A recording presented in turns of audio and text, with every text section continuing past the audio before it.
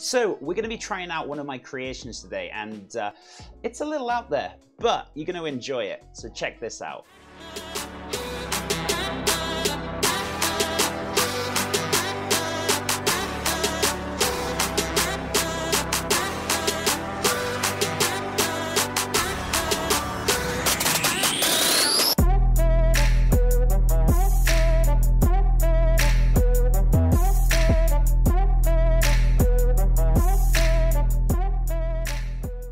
A ruby chocolate churro ring, and I bet you're thinking, what on earth is that? I did warn you. So to pretty much break it down for you, it's a churro, but in a ring, and it's obviously deep fried and then cooled down. Then we cut it in half and then fill it with a ruby chocolate custard or creme patissiere, and also with some dried raspberries and some dried strawberries, and then finished off with some ruby chocolate on top, not forgetting that ruby chocolate dipping sauce in the middle as well. Oh boy. And if you're new here, feel free to hit that subscribe button or hit the bell notification to let you know when these videos are ready. So I think it's time to do our thing. Let's crack on. So the first thing we want to do is make that creme patissiere, well, technically ruby chocolate creme patissiere. And you see me make this dozens of times, so we're going to flick through this pretty quick. So in a small saucepan, we want 250 ml or 1 cup of milk, that little teaspoon of vanilla extract, and then put this onto the stove to bring up to a simmer on a medium heat. Meanwhile, grab yourself a mixing bowl and crack 3 egg yolks into the bowl, saving the whites. And then we want 45 grams or 3.5 tablespoons of sugar.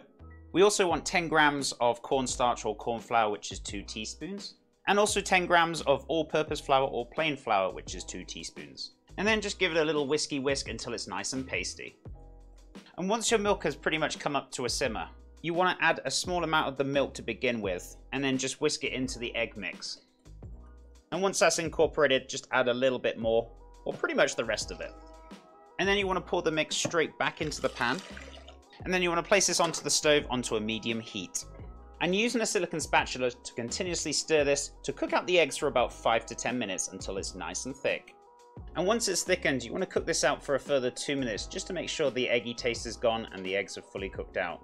And once it's ready, take it off the heat. And then while it's hot, you want to add a handful of ruby chocolate, which is about 30 grams or 1 ounce.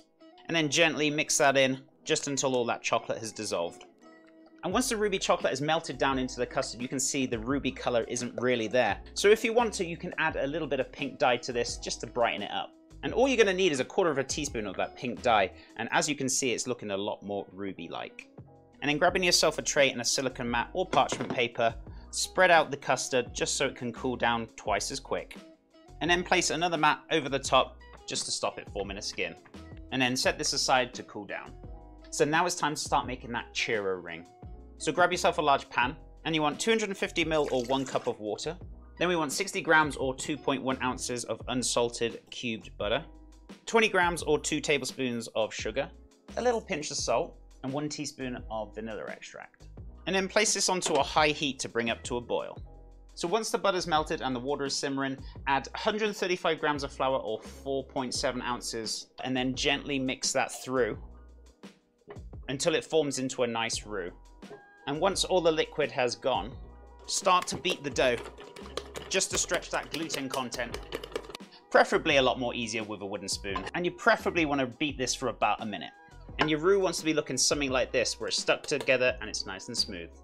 And then place the dough onto a clean tray, and then spreading it out so it can actually cool down a lot more quicker. So give this about 10 to 15 minutes to really cool down before we start adding the egg. And make sure you keep the pan as well. So while we're waiting for that to cool down, the ruby chocolate custard has cooled down enough now so we can actually blend it. So using a spatula, scrape it up and pop it into a jug. And then using a hand blender to blend this down until it's smooth and silky. And it should be looking something like this, silky and smooth. And then pop the custard into a piping bag with a twisted star nozzle. And then pop the custard in the fridge to firm up. So back to the churro ring, and the dough has actually fully cooled down, so pop this straight back into the pan. And then you want to add 1 whole egg. And then mix it up, and it might not look like it, but it will eventually incorporate into the dough until it's a nice smooth paste. So you don't want it as smooth as a choux pastry, but you still want it nice and firm to hold its shape. And then you want to pop the dough into a double piping bag with a star nozzle. So next you're going to need a square piece of parchment paper to the size of the pan you're going to be using to fry the churro rings. And then we're just going to lightly dust it with flour over the top, and then grabbing your piping bag and then carefully just piping out. And then eventually, once you get a little bit more practice with the piping, you should be fine. And you're just pretty much building up those layers on the inside and on the outside. And by the end of it, you should have a nice, perfect ring stacked up and ready to fry. Also, if you've got any mix left, you can make some little churros, but you shouldn't have a lot left. Next, grab yourself a large pan, filling it under halfway with 1,500 ml or 50 fluid ounces of peanut oil. And if you don't have peanut oil, you can always use vegetable oil. And you want to bring this up to 160 Celsius or 320 Fahrenheit. And then once it's ready, carefully pick up the ring and just very, very, very gently drop the ring down. And you want to cook this for roughly about 5 to 10 minutes each side till it's golden, crisp, and cooked all the way throughout. Now you might be tempted to take it out as it's nice and golden, but it's not quite ready. It still needs longer. You want it at the point where it's nice, dark, brown caramelization on the outside, and you know it's cooked all the way through. And once it's ready, it should be looking something like this. Dark, golden brown. Beautiful. Let's get that little bad boy out of there. And there we go. And you just want to drain it off onto a tray with a little bit of kitchen roll, and you should have that glorious dark brown caramelization all over that pastry. And holy churro. And this is one hell of a religious churro.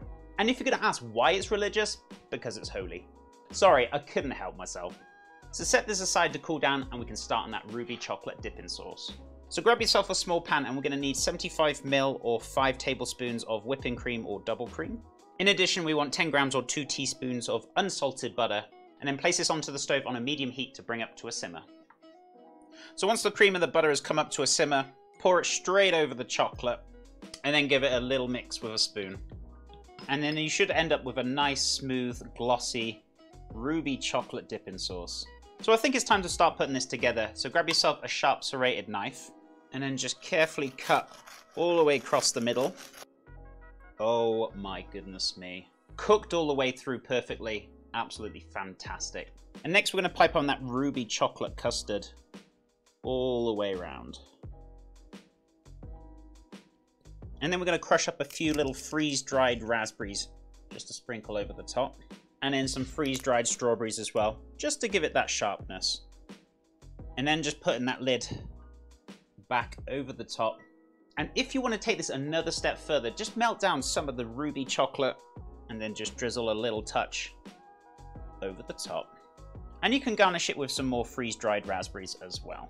And then just a few little strawberries on top of that. And maybe I am just overdoing this a little bit, but just a little sprinkle of icing sugar just over that top to finish it off. Doesn't get any better than this. And this is what I would call a very good dessert. That one was the last one for the day, I promise. Well, maybe not.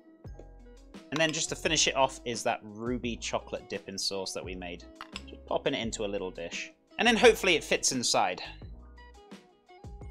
Like a gem. And there it is, folks. There is our ruby chocolate churro with that crispy churro ring with the ruby chocolate dipping sauce. You got the ruby chocolate custard in the middle, finished off with some dry freezed raspberries and strawberries to give it that little bit of sharpness to it. And this is one hell of a little cheeky devil.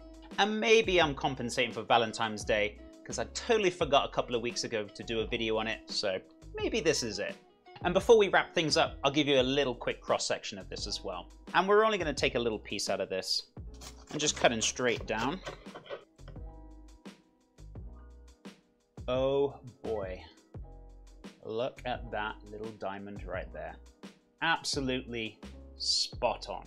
What a little devil that dessert is. Feel free to give this a go. The list of ingredients will be below in the description box as per usual. So we'll be back again next week with some more delightful treats. But if you can't wait until then, you can come and stop by and catch me live on Twitch cooking Monday to Thursday at 10 AM Mountain Time as always. Link is below as per usual. Also, I'd love to hear your feedback, folks. If you want to give it a like or a dislike, and also feel free to leave a comment, always appreciated. In addition, if you haven't subscribed, feel free to hit that subscribe button and also hit that bell notification to let you know when these videos are ready. So that's it for me, folks. I'm out of here. Have a great rest of your week. I'll see you soon. Bye for now, my friends.